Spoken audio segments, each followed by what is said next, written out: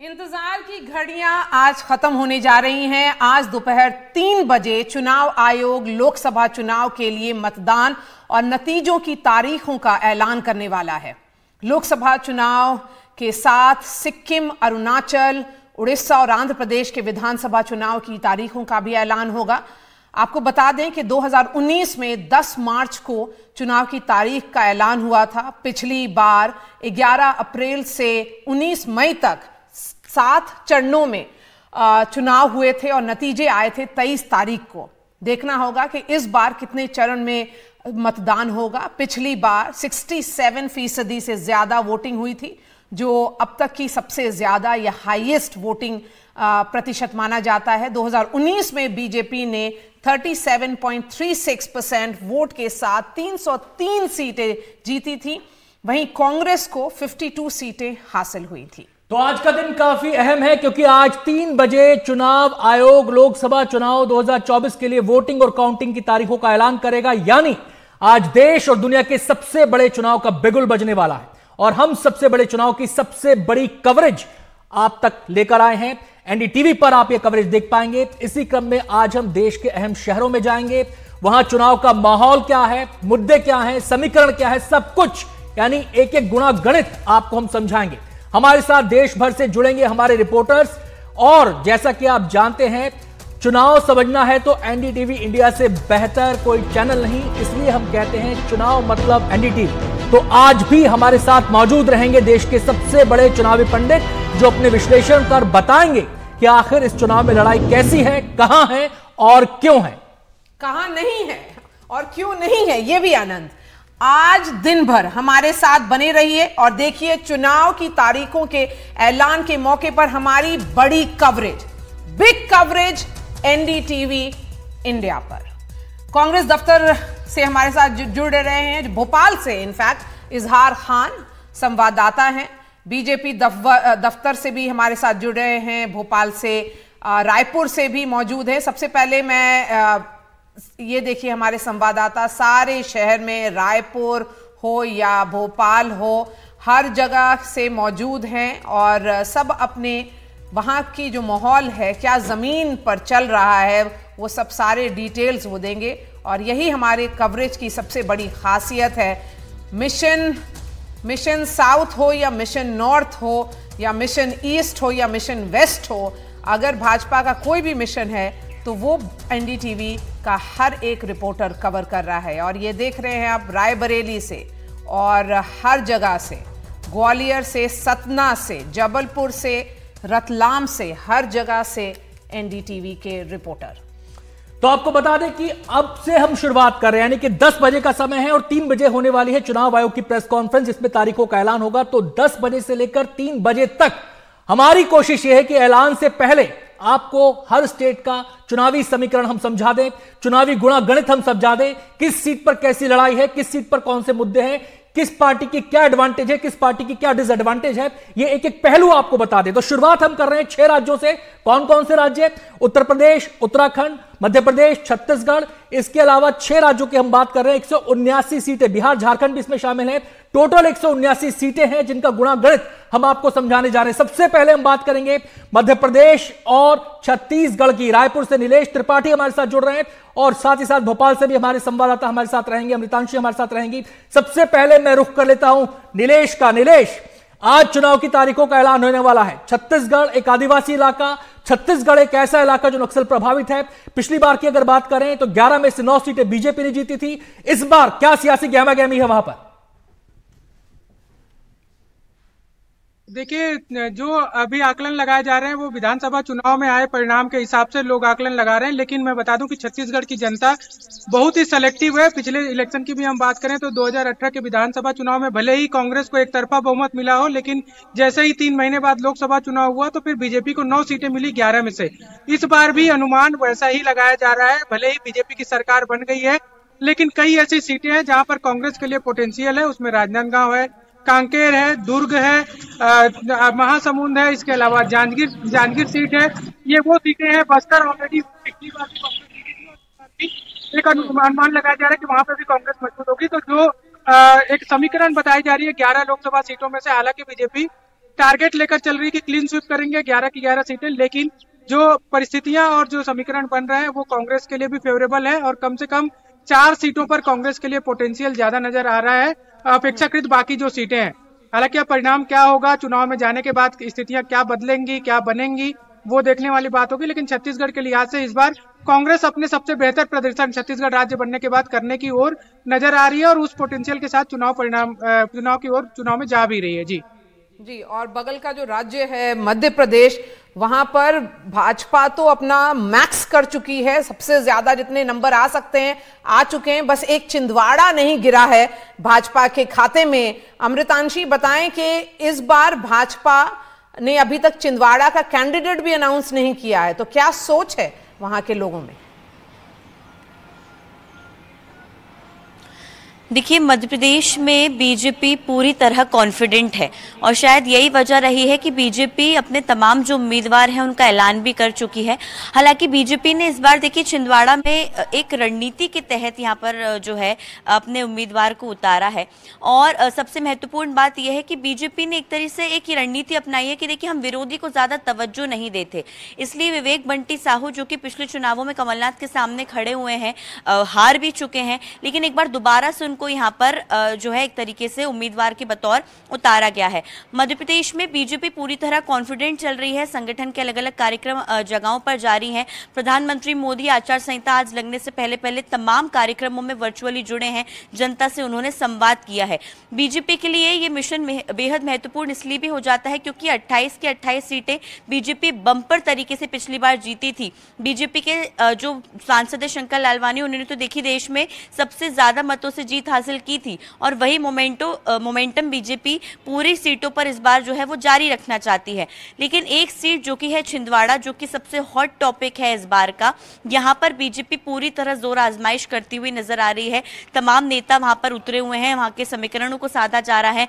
पिछले कई दिनों में छिंदवाड़ा से तमाम जो कांग्रेस के कई कार्यकर्ता थे, नेता थे, उनको बीजेपी में लाकर शामिल किया गया है। एक तरह से साइकोलॉजिकल और मेंटल प्रेशर बनाने की कोशिश यहाँ पर की जा रही है। यही सवाल हम अपने बाकी संवाददाता से पूछेंगे, लेकिन क्योंकि ये जो चिट्ठी है बहुत अहम है, चुनाव की तारीख अनाउंस होने से पहले प्रधानमंत्री ने देशवासियों के नाम चिट्ठी लिखा है और उन्होंने कहा है अपने अंदाज में मेरे परिवारजनों, और उन्होंने 10 साल में क्या क्या काम हुए हैं ये गिनाया है और अपनी उपलब्धि बताते हुए कहा है कि मुझ पर विश्वास करिए, मेरी नीति पर विश्वास करिए, मेरी नीयत पर विश्वास करिए। और गरीब, किसान, युवा और महिलाओं के लिए उन्होंने जो जो किया है सुधार के लिए, वो सब उन्होंने डिटेल्स हैं। अब और संवाददाता हमारे साथ जुड़ रहे हैं, यही हमारी सबसे बड़ी कवरेज है यहाँ पर एनडीटीवी पर। सबसे पहले चलेंगे जुल्फिकार के पास। जुल्फिकार, कहा जाता है कि दोनों जो स्टेट्स हैं यहाँ पर मैक्स हो चुका है, सेंट्रल इंडिया में ज़्यादातर सीट्स बीजेपी ऑलरेडी जीत चुकी है, लेकिन जहां पर आप हैं वहां पर किस तरह का भी माहौल है जमीन पर और क्या क्या हो सकता है? छत्तीसगढ़ की बात आपने बिल्कुल सही कही कि छत्तीसगढ़ का जब से निर्माण हुआ उसके बाद से जितने भी लोकसभा चुनाव हुए हैं उसमें से अगर देखा जाए तो भारतीय जनता पार्टी या तो 10 लोकसभा सीटें जीती है या 9। पिछले 2019 में जब चुनाव हुए थे तो भारतीय जनता पार्टी ने 9 सीटें जीती थी। तो ऐसी स्थिति में छत्तीसगढ़ में अगर कांग्रेस के लिहाज से अगर बात की जाए तो कांग्रेस के लिए खोने के लिए बहुत ज़्यादा कुछ नहीं है, लेकिन पाने के लिए बहुत ज़्यादा है। और कांग्रेस पार्टी ने जो छत्तीसगढ़ में 6 लोकसभा पर प्रत्याशियों के नामों का अपना ऐलान कर दिया और जिस स्ट्रेटेजी के साथ कांग्रेस पार्टी जमीन में जा रही है कि कांग्रेस के जो कद्दावर नेता हैं उन्हें मैदान में उतारा गया है। जैसे पूर्व मुख्यमंत्री भूपेश बघेल को राजनांदगांव सीट से मैदान में उतारा गया है और पूर्व मंत्री, हालांकि पूर्व मंत्री जो ताम्रध्वज साहू थे वो हार चुके हैं चुनाव, उन्हें फिर भी उसके बावजूद महासमुंद सीट से, क्योंकि जातिगत समीकरण को भी सेट करने की कांग्रेस ने कोशिश की। हालांकि भारतीय जनता पार्टी और कांग्रेस की अगर तुलना की जाए तो भारतीय जनता पार्टी की जो काम करने की शैली है, कार्यशैली है, वो देखने में नजर आ रही, लगातार बैठकें चल रही हैं। वहीं अगर कांग्रेस पार्टी में देखें तो उतनी ज़्यादा सक्रियता नज़र नहीं आ रही, लेकिन समीकरण के लिहाज से अगर देखें तो कांग्रेस छत्तीसगढ़ में टक्कर देती नज़र आ रही है। रायपुर लोकसभा सीट की ही अगर बात कर लें तो ये सीट कांग्रेस के लिहाज से थोड़ा कमज़ोर इस बात को लेकर है क्योंकि रायपुर लोकसभा सीट की 9 विधानसभा सीटें हैं, उनमें से अगर देखें तो एक सीट को छोड़ दिया जाए तो सभी सीटें भारतीय जनता पार्टी ने जीती हैं और कांग्रेस ने यहाँ से विकास उपाध्याय को मैदान में उतारा है और भारतीय जनता पार्टी की तरफ से भोपाल का हम रुख कर लेते हैं। इजहार खान वहां पर मौजूद हैं। इजहार, तमाम समीकरणों को देखते हुए अब बात कर लेते हैं साइकोलॉजिकल एडवांटेज की। एमपी का चुनाव जीतना ये कितना बड़ा साइकोलॉजिकल एडवांटेज है बीजेपी के लिए लोकसभा चुनाव से पहले, और कांग्रेस के लिए इस संदर्भ में क्या क्या चुनौतियां हैं इस चुनाव में? देखिए, जिस तरह से भारतीय जनता पार्टी ने 2023 विधानसभा चुनाव जीता है और बड़े मैंडेट के साथ सरकार बनाई है, उसके बाद से ही लगातार वो और उसके नेता लोकसभा चुनाव की तैयारियों में जुट गए थे। लगातार बैठकों का दौर जारी था, जो योजनाएं थी उनका प्रचार प्रसार होने लगा था, ज्यादा से ज्यादा जनता को लाभ पहुंचाने की कोशिश करने लगे थे। वहीं दूसरी तरफ अगर हम बात करें कांग्रेस की, तो कांग्रेस में विधानसभा चुनाव के बाद से लगातार नेताओं के कांग्रेस छोड़ के जाने का सिलसिला जारी है और वो कल तक भी जारी रहा। तो कहीं ना कहीं दोनों पार्टी के बीच अगर हम कंपैरिजन करें तो भारतीय जनता पार्टी साइकोलॉजिकली बहुत स्ट्रांग है। और अगर हम बात करें लोकसभा सीटों की, तो चाहे 2019 हो चाहे 2014 में यहां पर 29 में से 2 सीटें थी कांग्रेस के पास, जो 2019 में सिर्फ 1 सीट बची है। और भारतीय जनता पार्टी के सारे बड़े नेता, चाहे शिवराज सिंह चौहान हो, चाहे सीएम डॉक्टर मोहन यादव हो, चाहे वीडी शर्मा हो, वो लगातार ये बात कह रहे हैं कि इस बार हम 29 जो मोती हैं उनकी माला को प्रधानमंत्री नरेंद्र मोदी के गले में पहनाएंगे और एक बार फिर उन्हें प्रधानमंत्री बनाएंगे। अगर हम बात करें भारतीय जनता पार्टी की तैयारियों की, तो फरवरी से ही लगातार भूमि पूजन, शिलान्यास और उद्घाटनों का दौर लगातार जारी था। और आपको हैरानी होगी जानकर कि पिछले 24 घंटे में कई बड़े नेताओं ने कई सारे शिलान्यास किए, उद्घाटन किए और अभी भी जारी है। आज भी 11:30 बजे जो कैबिनेट मंत्री हैं विश्वास सारंग, वो उनके विधानसभा क्षेत्र में एक कुछ कार्यक्रम है, कुछ जो भूमि पूजन है वो पूजन करेंगे। कल सिंधिया ने 23 करोड़ के फ्लाईओवर का शिवपुरी में जो है भूमि पूजन किया। मंडला के अंदर, नरसिंहपुर के अंदर समीकरणों पर बातचीत हमारी जारी रहेगी। केवल मध्य प्रदेश और छत्तीसगढ़ की बात नहीं है, हमारी कोशिश ये है कि हर राज्य से संवाददाताओं से हम जमीनी हकीकत जाने वहां के समीकरण, जाने वहां के क्या हालात हैं, क्या मुद्दे हैं, लोग क्या सोच रहे हैं, जनता क्या सोच रही है, नेता क्या सोच रहे हैं। आप देख सकते हैं हमारे संवाददाता हर शहर में, हर गली में मौजूद हैं और वहां की खबर दे रहे हैं। अब रुख करते हैं पटना का। मनीष जी, लगभग 270 सीटों के उम्मीदवारों की घोषणा भाजपा ने कर दी है, लेकिन बिहार के एक भी सीट उसमें नहीं है, ऐसा क्यों? देखिए, बिहार में चाहे वो एनडीए हो या महागठबंधन, किसी ने अभी तक एक भी उम्मीदवार की घोषणा नहीं की है, क्योंकि उन दोनों के बीच में एनडीए में भी और महागठबंधन में भी सीटों का तालमेल नहीं हो पाया है। हालांकि मैं आपको बताऊं कि एनडीए में सीटों का फार्मूला तो तय है, लेकिन कौन सी पार्टी एग्जैक्टली कौन सी सीट पर लड़ेगी, इस पर अभी भी विचार विमर्श जारी है, जो कि अब आज चुनाव की घोषणा होने के 48 घंटों के अंदर उस पर भी उसकी घोषणा या उस पर स्थिति जो है वो स्पष्ट हो जाएगी।